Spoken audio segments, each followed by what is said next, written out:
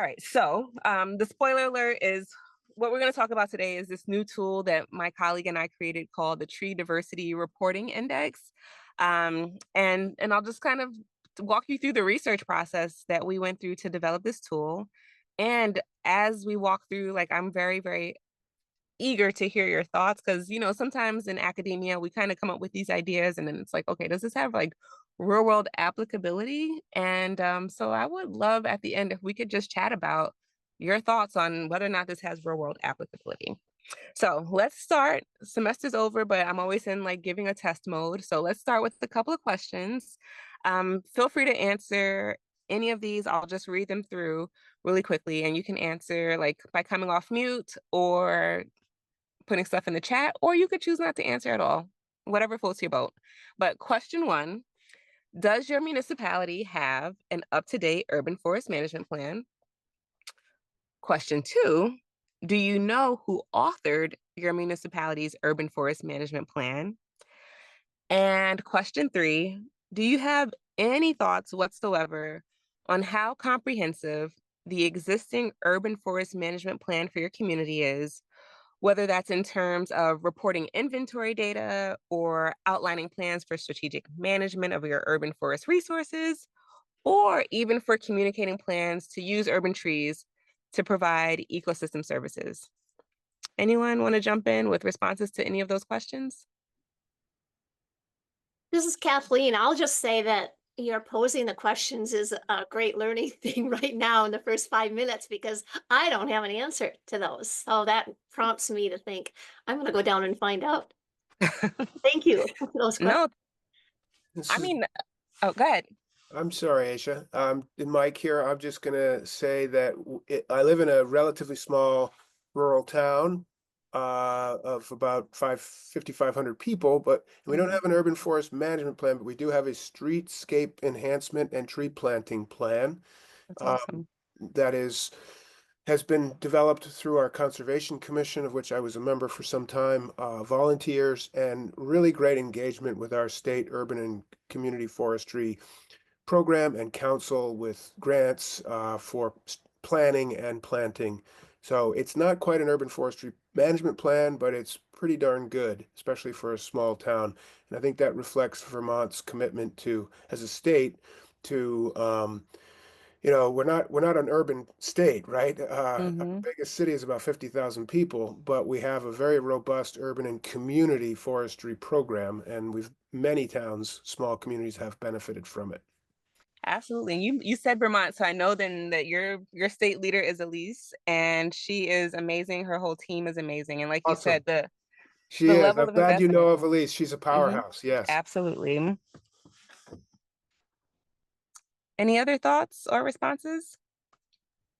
Asia, this is Gloria up in Ely, and I'm Hmm. not super familiar with the tree group, but we do have a urban forest. I don't know if they actually have a management plan, but they do plant a lot of trees. Hmm. Um, and our town is about 3,400, and so it is a volunteer group, but I believe they've been informed by the University of Minnesota Extension Program, Hmm.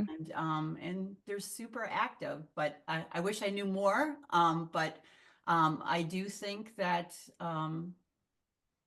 I mean, you can see all the new plants, all the new trees, how they choose them. I would be really interested to hear that because I'm just fascinated about what you're talking about and stuff. Because I grew up in the city of Minneapolis, and there's a lot of trees were dying there, and they've been planting. And I always wondered if they actually had a plan. Hmm.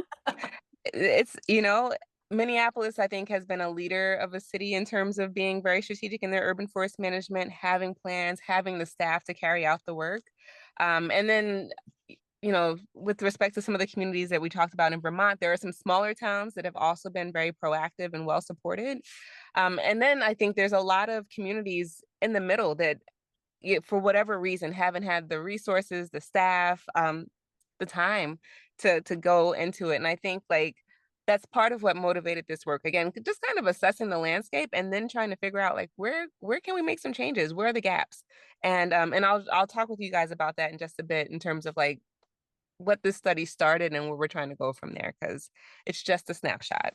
So I appreciate the feedback. And then just one quick thing I'll note from you all's feedback is one thing I heard was different stakeholders who have been involved with helping to advance urban and community forestry projects, whether it's at the local level or at the stakeholder or at the state level. And that's going to come into play in this conversation today as well. So as we move forward, I think, you know, minus what's been happening over the past 100 and maybe 7 days, we have been in like a really good, unprecedented time in the wonderful world of urban forestry in the US. I use a quote from my colleague at MSU, Dr. Bert Craig, who around this time last year, he and I went out for just our like regular check-in lunch, and he was just like, urban forestry is having a moment. This is at the height of like the allocation of the $1.5 billion, and everyone just kind of embracing that, like, for the first time ever there was this super high unprecedented level of federal investment in urban and community forestry. And despite where we are now, we can acknowledge the good that was kind of behind that and the good that was kind of envisioned with what could be done with that money. So prior to the Inflation Reduction Act, we had about a $36 million annual federal budget to support urban and community forestry initiatives that was then distributed to the states and, at different levels.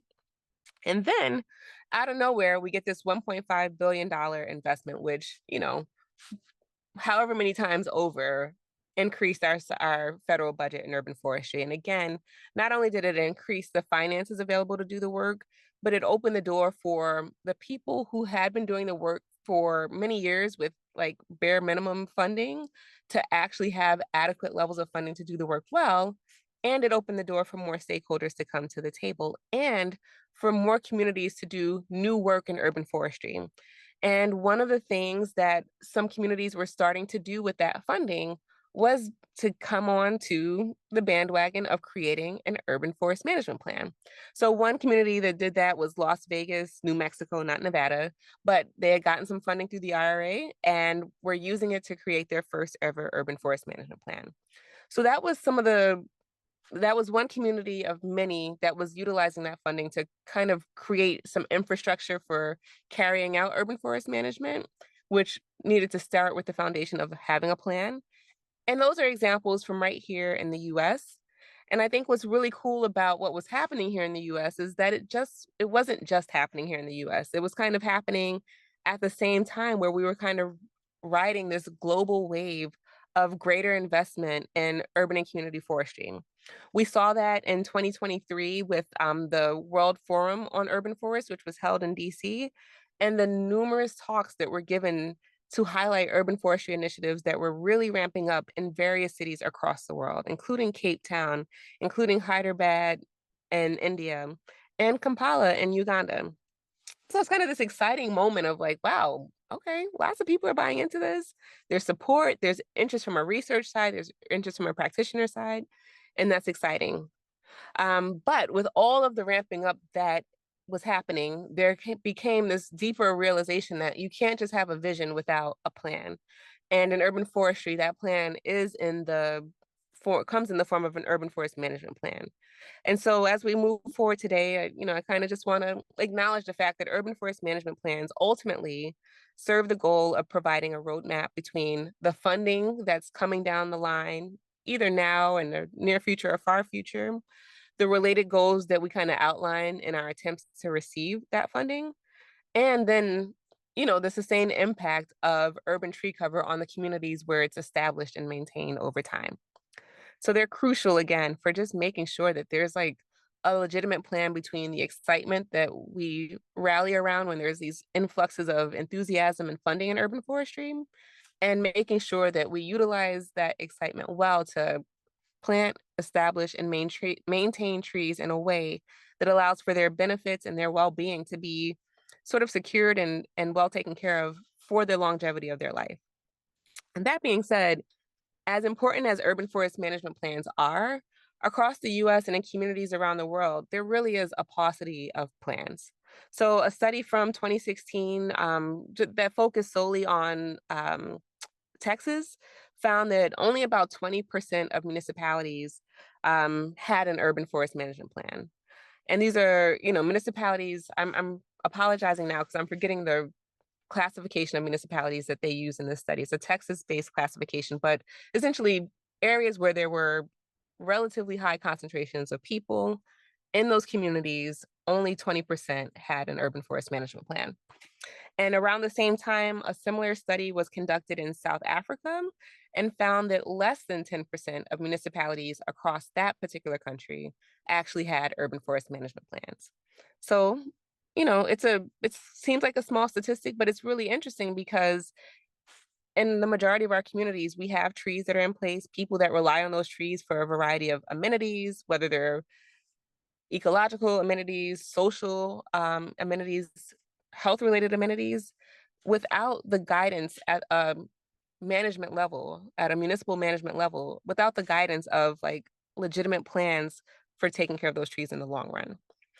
And so, as we saw that, and as we launch deeper into today's conversation, I want to talk about like why it's important to have an urban forest management plan and what are some of the core components that kind of need to be considered when you're building one. And by and large, there are three key questions that we tend to ask when we're thinking through urban forest management strategies and those that are going to be folded into an urban forest management plan. And they're all tied to like wise, sustainable management of our urban forest resources. And so that foundational question is that bottom level gray block here, which is what do we have? What do we have in terms of our natural resources? So our trees, our human resources, the folks who can actually help us take care of them, and our economic resources, like the money we need to do the work.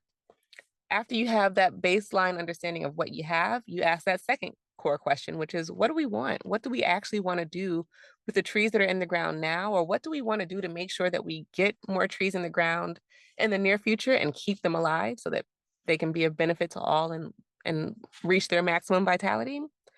And then after you identify what those core goals are, you ask that final question, which is tandem or key for actually getting the work done, which is how do we get what we want? What are the prescribed and required actions that we need to take to see the vision become a reality? And again, like we've said several times now, urban forest management plans ultimately serve as tools to develop resource management strategies based on these questions. And what we're going to do today is really focus on that bottom foundational building block, which is what do we have? And so based on that, what do we have question, the research that my colleague and I really got into was really looking at like, how well do we categorize and write about what we have in terms of our urban forest resources in our urban forest management plan or plans? And so 4 key questions that kind of guided that project and that we'll kind of hit on for the most part today is how prevalent are urban forest management plans just in terms of their presence right here in Michigan? Then we asked how comprehensively is urban tree diversity reported in Michigan urban forest management plans? Then we went on to ask what factors actually drive variability and how well urban tree diversity is reported in our urban forest management plans. And last but not least, what do our urban forest management plans reveal about tree diversity here in Michigan? So to set about to answer these questions, we embarked on quite a few research methods, which I'll kind of break down by question. So question one, like tied to like how prevalent are plans in our state, and this ultimately led to the comprehensive question. What we did is we worked really closely with our state urban and community forestry program director, who is Kevin Sayers, and we just led a little bit of a web-based search. And in working with Kevin and then working with the internet, we essentially set out on a mission to identify what plans were present for the state of Michigan. We looked at all urban forest management documents, taking into account that some were referred to as an urban forest management plan, others had other titles. But if it looked like a tree management plan that was going to be applied at the full municipal scale, we included it in our analysis. What we did not include were any documents that came from either our contact with Michigan Department of Natural Resources or through the internet that was a tree ordinance. If it was an ordinance, we tossed it to the side. Also, if it was a street tree management plan or an urban forest management plan that was localized to a particular neighborhood, such as a central business district of a city, we tossed that to the side as well. We were only looking for those plans that outlined initiatives at the full municipality scale. What we did with those documents once we got them is we conducted a content analysis. And within that content analysis, there were several pieces of information that we were trying to pull out. We wanted to figure out like high level information, like who actually wrote the plan, when was it written? And then what we really kind of did a laser focus in on was the inventory data. We were looking specifically to identify which components of urban tree cover were actually reported, like in the urban forest management plan. So in other words, if they had a tree inventory that was conducted and data from that inventory were included in the plan, which pieces of the data were actually reported in the plan. Then we also wanted to look at the comprehensiveness with which that inventory data were reported. And we'll talk about that in just a minute. So actually I lied, we'll talk about that in 4 seconds. 4, 3, 2, 1. So when it comes to thinking about the comprehensiveness with which the data were reported, we were like kind of in our academic bag, as the kids say, and we were just thinking like, oh, this is such a smart sounding question. And then we realized we don't really have a way to assess how comprehensively the data were being reported. So what we did and kind of used as our solution was we created this new tool, new metric called the Tree Diversity Reporting Index. And essentially, the Tree Diversity Reporting Index, or TDRI, is a tool that we use almost like a report card to go through the inventory data that appeared in our plans and determine what did you report and how well did you report it. And so we pulled out 7 diversity metrics that we found to be reported in plans in general, and created this metric where for each of the 7 metrics that were reported, a municipality would receive a point. And you could get anywhere from 0 to 7 points based on what you actually report. So essentially the metrics were species composition, species richness, genus composition, genus richness, condition rating, size distribution, and condition rating by size or age class. And again, for each one of those that for which data were reported in a plan, we gave a score of 1. And if there was no data for any of those individual metrics, or either I should say of those individual metrics, we gave a score of 0. We read through the plans, and for each plan, we tallied up the final score. If a municipality got a score of 0, then they didn't report anything. It was deduced that there was no comprehensive reporting of inventory data. And if they received a TDRI score of 7, then we basically said that they were fully comprehensive in reporting tree inventory data. So that's that. We were also interested in figuring out like, okay, it's not really that much work to figure out the TDRI score for each municipality. And it's not bad information, but it's not necessarily where we stop the conversation. We were really interested in figuring out like what really helped determine how comprehensively that data was reported in those plans. Was it a matter of when the plan was published, or the size of the community for which the report was being drafted, or where in the state of Michigan? Were plans more comprehensive with their reporting if they were in the Detroit metro area versus up in Traverse City? And how much did the authorship of the plan really play a factor in determining how comprehensively these data were reported? So that was our second approach. And then, you figure out how well the data is reported, you figure out what's happening, what's driving that variability in comprehensive data reporting. Now we also want to figure out like how diverse are our urban forests here in Michigan? And so we went through our plans and we looked at patterns in tree diversity, specifically around species and genus richness and species and genus relative abundance. And we measured our findings in accordance or against the 10-20-30 rule that was introduced by Santamore in 1990 or 1991, which essentially states that for any urban forest management area, you want to see no more than 10% of any one genus, no more than 20% of any one species, and no more than 30% of any one family of trees. And that's all for the sake of ensuring that in the event of some form of disturbance, specifically one for which a particular species, genus, or family is acceptable to, you're not at risk of losing an exceptional, proportion of your urban tree cover. All right, and then I'll also note that as we were looking for patterns in tree diversity, we use the 10-20-30 rule standard to assess, um, variability and diversity relative to tree species data. But then we also did additional levels of content analysis to see what type of variability we were finding with respect to size distribution, which is a proxy for tree age, condition rating, which again helps us to understand how healthy our trees are in our cities, and then kind of to break that down at the next level to see how the health of our trees varies based on the size classes that they fall within. Because collectively, that information puts us in a much more informed position to understand how to target our management strategies moving forward. So diving into the results, starting with the comprehensive reporting of urban tree diversity. First sub question there was how many municipalities did we find plans for?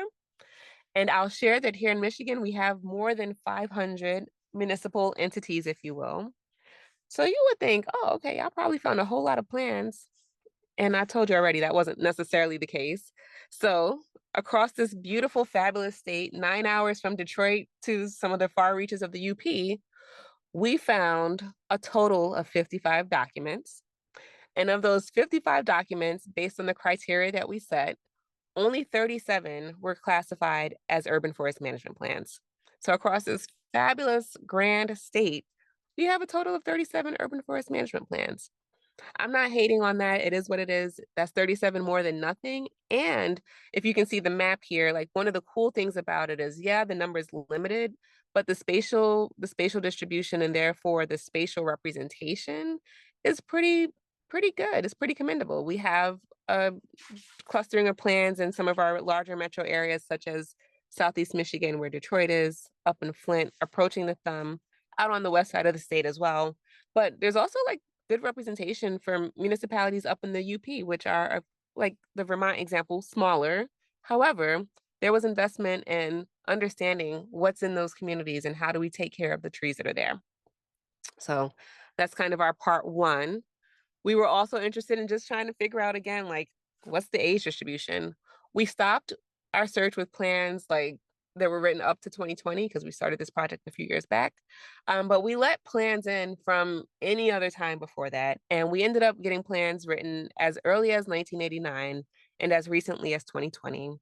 And at the time that we did this analysis, which was approximately 1 year ago, the average age of all of our plans was about 14 years old. So we have 14-year-old plans on average, that are kind of guiding urban forestry decisions, at least on paper in our communities. So maybe some room there for modification, creating new plans that are a little bit more up to date. When it comes to plan authorship, we found that there's a variety of players who are a part of writing the plans. This is why I keep like in my mind loving the examples from both Ely and Vermont because it kind of fits in with some of the data here. But by and large, key takeaway here, the key players, the key folks who are writing the plans are contractors that municipalities have paid to come in, write the plans, municipal personnel, municipal tree boards, a combo of the tree board that's worked in conjunction with a contractor.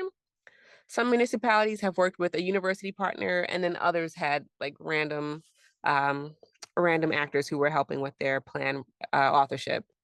What I want to bring your attention to is while most of the plans were contracted out to various contractors, there's one contractor in our state that kind of has the market share, if you will, and they were responsible for writing 51% of all the plans that showed up in our study. All right. We were also interested in figuring out like, okay, yes, we want to determine how comprehensive these plans are in reporting their inventory data, but like what trees are actually being reported on in the plan.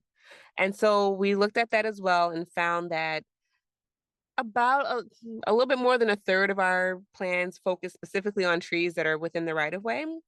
And then others were a little bit more comprehensive in their reporting, including trees that were along the right of ways and within public parks.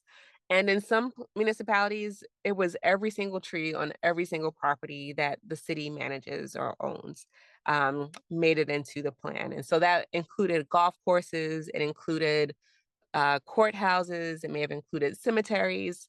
And so you can see there's a variety of ways in which, or a variety of places within our municipalities from which the data were collected and made it into the plan.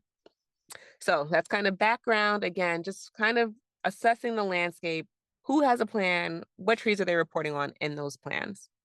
So now we can pivot and kind of look at what we found in terms of how comprehensively tree diversity data were reported in those plans.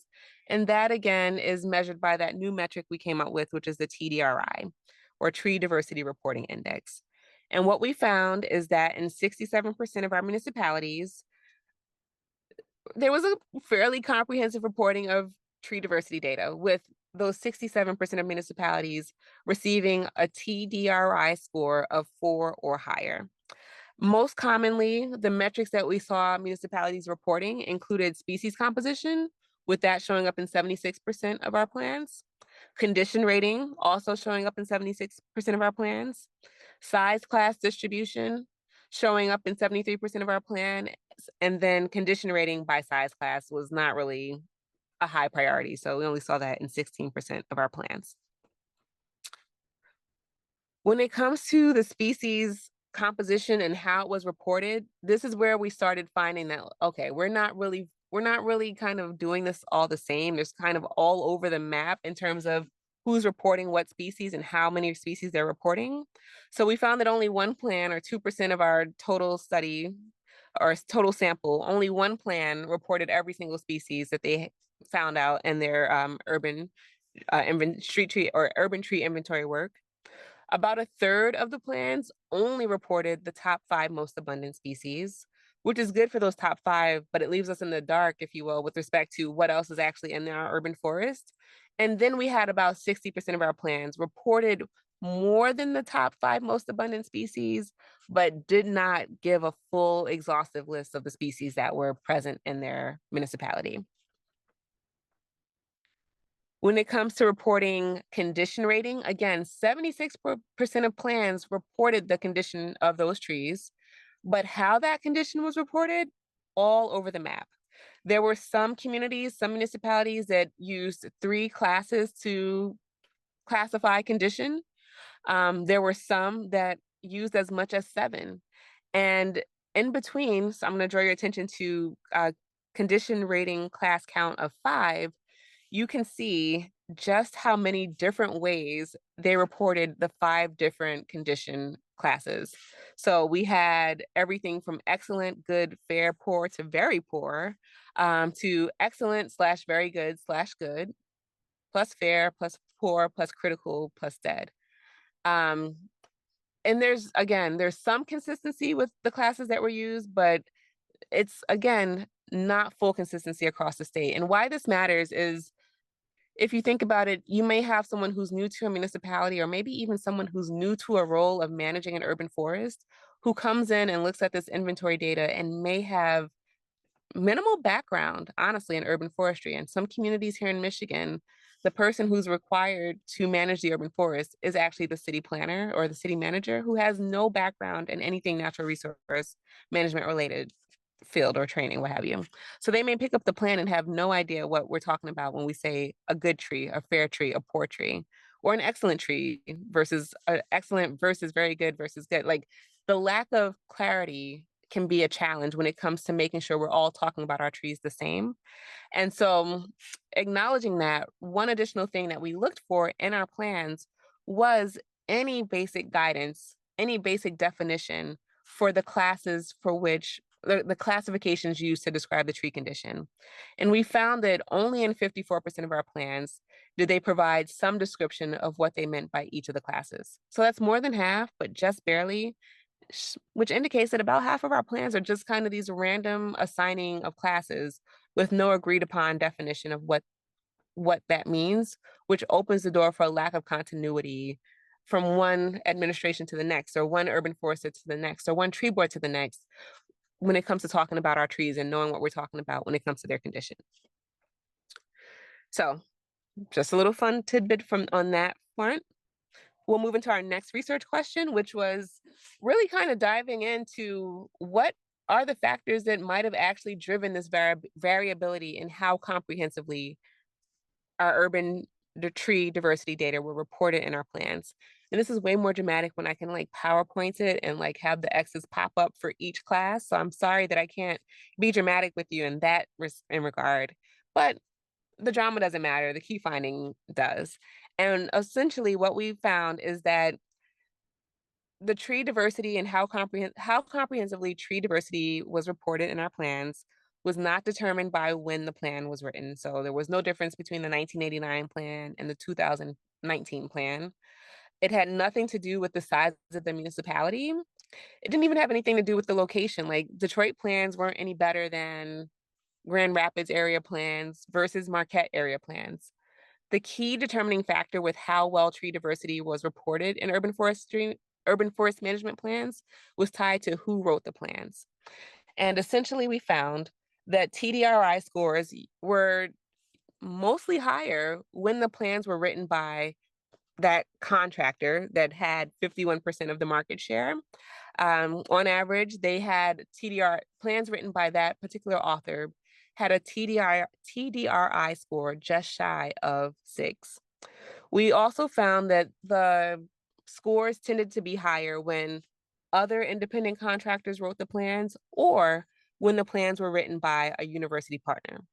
However, when the plans were written solely by municipal tree boards or by municipal staff, the TDRI scores tended to be notably lower, maxing out at 2 between those two categories. All right, so we'll switch gears and talk briefly about some of the patterns that we observed. Again, we looked at how well tree diversity data were reported. Then we switched gears and wanted to look at the tree diversity. Like, what trees do we have here in Michigan? What does that tell us about how we could probably be managing them a little bit better? So we started by looking at species richness, which essentially is, again, just to count how many species do we actually have in our municipalities. The range was interesting for those reported in the plans, and again, taking into account that all the plans aren't reporting the same information. Our lowest species richness data was in Franklin, which is a far-reaching suburb of Detroit on the eastern or the western side of the suburban area. Only 27 species reported there. Our community with the highest species richness is Rochester Hills, a northern suburb of the city with 228 species of trees reported in their community, which was awesome. On average, we had about 102 tree species in our municipalities here across the state of Michigan. When it comes to genus richness, Franklin also had the lowest number with 21 genera present, and Ann Arbor, where University of Michigan is, had the highest with 82 genera present. And in total, or on average, we had about 51 genera of trees present in our municipalities here. When it comes to the different species that are present, this will likely come to no surprise to most of you, if not all of you, that we're doing our thing with the maples, maybe a little too much. So this figure here just shows the number of plants for which these species or in which these species were present.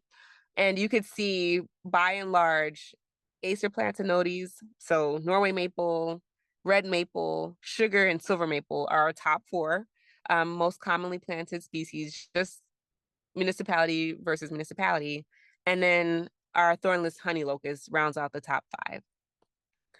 When we break it down and actually look at the percent of urban tree cover comprised of these different species, on average, our most abundant species kind of pans out the same, with Norway maple comprising on average about 17% of urban tree cover in municipalities across the state.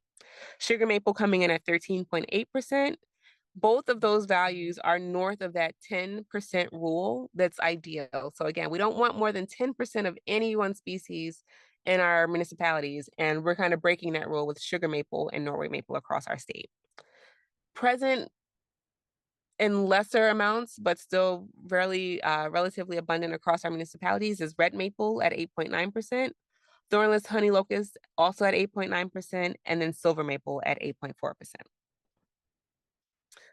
When it comes to the most abundant genera in our state, I think we can cross out genera because that implies multiple genera may be like abundant. And we kind of spoiler alerted it already. We kind of have like one genus that's doing its thing for good or for bad here in Michigan, and that is Acer. And so you can see here, I apologize, the font is so tiny, but to the left of every single graph is Acer. The horizontal line is 20, set at 20%. And that's that line of demarcation to show whether or not we have genera that are above or below that 20% rule. Because again, we don't want more than 20% of any one genus. And you can see municipality by municipality by municipality, Acer, the Acer genus is overrepresented. Again, the font is so small and I apologize for that, but I'll just highlight this top right graph here. It's the city of East Lansing where Michigan State is, and 50% of tree cover in East Lansing is comprised of various maple species. And that's the case for so many municipalities in this area. Top left on the second slide here, Livonia, that's about 4 miles from where I am right now, a huge suburb of the city of Detroit. More than 50% of their tree cover is comprised of varying maple species. So this is huge. We have the tree diversity data. Now we can say that this data is showing us that we have an overabundance and overrepresentation of trees from a particular genus, which can help us shape management strategies in the future. Now we can think about being more strategic about maybe switching it up, utilizing additional species that do well in this area that aren't necessarily part of the maple genus. Deja, So we looked at. this is Go ahead. Kathleen. I'm sorry to interrupt. I lost the PowerPoint on my computer. If it was just me, I apologize. If it's something you can do on your end. It Yeah. might be just you, Kathleen. It's coming through for me fine. Yeah. Okay, Me it's just too. me. Okay, I apologize for the interruption. No, you're good. And Kathleen, if you're click up go at the ahead. top, you can usually toggle between Asia's screen and the like group view if that's the thing that's happening. Okay, I'll give it a try here. Again, I apologize. It's all good. So we looked at everything on the species and genus level. Then we also wanted to look at diversity relative to the age of trees in our urban forest. And again, we used size as a proxy for that. So just quick background information. There was some work done not too many years ago. Well, maybe some, like 1989, Roundtree, and I'm forgetting the second author on that paper, but they did a really great job of kind of coming up with these classification systems for the age population for urban trees, and they've kind of broken them up into three types. And so when it comes to age distribution, you can have a type 1 distribution, which is a youthful population. And essentially in the youthful population, this is like very analogous to what we kind of look for in our natural forest, which is that reverse J, where you would have, or inverse J, however you want to call it, where you would have a greater proportion of trees in your smaller or younger size classes, and then a decrease proportion of your trees being comprised of those of like larger size and older age. In the urban forestry world, that smaller class would be trees in the 0 to 15 centimeter dBH range.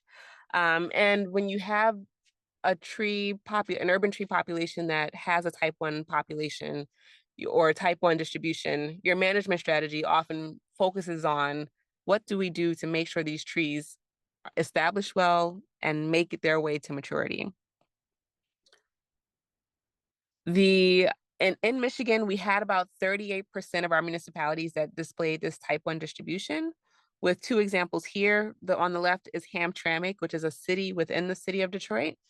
And then on the right, we have Ishpeming, which is a smaller community up in the UP. But you can see again that typical type 1 distribution where you have the greatest proportion of your trees in that smaller size class, and then decreasing proportions for those larger size, increasingly larger size classes. What I ask that you pay attention to for Hamtramck and Ishpeming, you may see it for the next couple of slides, is the different size classes that are used. They're the same here. Spoiler alert, these plans were written by the same author. But when we look at other size or other communities, that changes. There's, in addition to the type 1 distribution, we have a type 2 distribution. And with the type 2 distribution, essentially this is a maturing population where you have your greatest proportion of trees in that like established size class, which is between 16 and 45 centimeter dBH. And you have a decent number of trees in that younger size class, but not as much as in your established. And then you've got fewer trees in your mature, like your legitimately mature, headed towards senescence trees. And so when you have a type 2 distribution present in your urban forest, the ideal management strategy is to perform the necessary maintenance to keep those maturing trees healthy and to full maturity, and also to make sure that whatever younger trees you have are in a position to, again, establish well and make their way to maturity. In Michigan, from the plans that we looked at, we found that about 50% of our communities had a type 2 distribution in their urban tree cover. And you can see that in the city of Davison, which is the graph on the left, which is just outside of Flint, and then Iron Mountain, which is up in the UP. And again, here you can see, relative to our 2 previous examples, the switch up in the size classes that are used to report the size of trees that are present in the community. Why does this matter? Because going back to what we talked about from the beginning, we're not even using the same size classes to report our tree diversity data. It's kind of, again, all over the map and kind of willy-nilly. And it just makes you think, can we maybe be a little bit more uniform in our reporting practices? Okay, last little tidbit on tree diversity with respect to the age of our trees as proxied by size. The last classification that you can use, or the last type of tree size distribution that was introduced by, I think it was Richards, Roundtree and Richardson back in '89, and then again by Morgan Roth and colleagues in 2020, is the type 3 distribution, which is a mature population. And when you have a mature population, you essentially have a relatively even distribution of trees across your different size classes. And when you have this, it kind of cues up a different type of management strategy, which is tied to identification and removal of hazardous limbs and limbs as needed, and full removal of trees that are showing steady decline. Also, in the management strategy toolkit here is prioritizing planting new trees so that you can start replacing your population as the older trees age and die out. In Michigan, from the plans that we had present and available to us for this study, we did not find any municipalities that had a type 3 distribution. So wrapping up our summary of findings, across the board, again, remember, we had a few goals. We wanted to figure out what plans are present, how comprehensively do they report tree diversity data, what factors actually drive how well that data is reported, and last but not least, what's the data telling us about our urban tree cover here in Michigan? And ultimately, we found that Michigan urban forest management plans are fairly comprehensive in reporting their tree inventory data. If we use the TDRI as our way to assess that, then we can remember that 67% of our plans had a TDRI score of 4 or more, which essentially means they reported 4 or more of those tree diversity metrics. There's definitely room for improvement. It would be nice if we could kind of report more on the tree condition rating based on the different size classes, as that would help guide management decisions. When it comes to tree diversity, we found that there's an overabundance of maple, specifically Norway maple and sugar maple, and about half of municipalities have a maturing urban tree population, which kind of triggers, again, some management actions. What should be on this slide but isn't is the other key finding that our plans tend to be more comprehensive in writing or in reporting that tree diversity data when the work is contracted out, either to a large national contractor or smaller contracting groups or university partners. Is that a good thing or a bad thing? I don't think it is good or bad. It just is what it is. But I think what it shows us as a community that wants to rally around this new momentum in urban forestry is that we have to acknowledge A, that new players are coming to the table. These new players may not be, I should say, these new players may not have as rich of a background in urban forestry as the folks who have been in the game for a long time.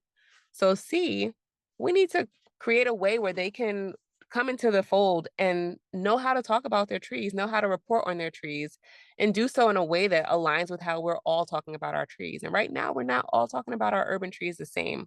So how can we as a community kind of come together to implement a little bit more standardization in how we report out on our trees? Because ultimately, I think it allows for more folks to come into the conversation, to do so in an informed manner, and to do so in a way where we're collecting and utilizing data on our trees that puts us in the best position to make wise, sustainable management decisions regarding the sustainability of our urban forests.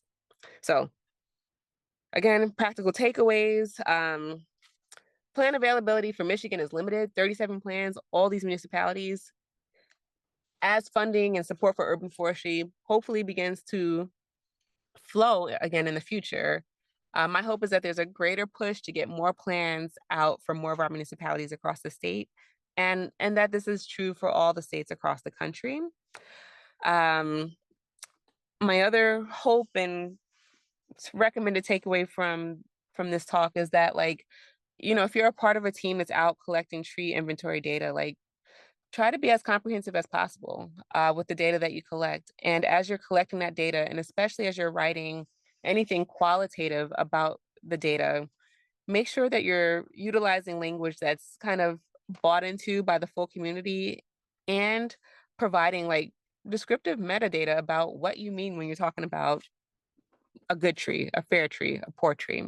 Again, that just kind of creates access to everyone who may join that urban forestry conversation at some point in the future.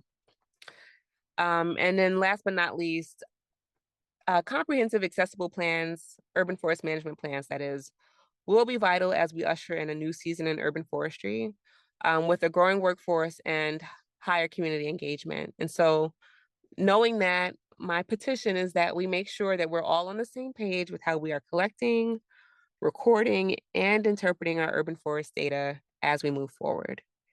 And with that, I will say thank you so much for your time, your ears, and thank you to my collaborator, India Hunt. She and I wrote a paper on our tree diversity reporting index work in Michigan that that was published in the Journal of Environmental Management. It came out in March, I think, of this year. I'm happy to share that via email to anyone who's interested. And then I'm also happy to share that through the U.S. Forest Service, we now have a team of folks in my lab who are taking what we did in Michigan and expanding it out to a national scale study where we'll be applying this TDRI metric to every urban forest management plan that's present and available across the United States to see, where we're ranking or racking up nationally on that front. And we'll also be using that as a base to start looking at other information that's reported in our urban forest management plans. So again, thank you so much for your time.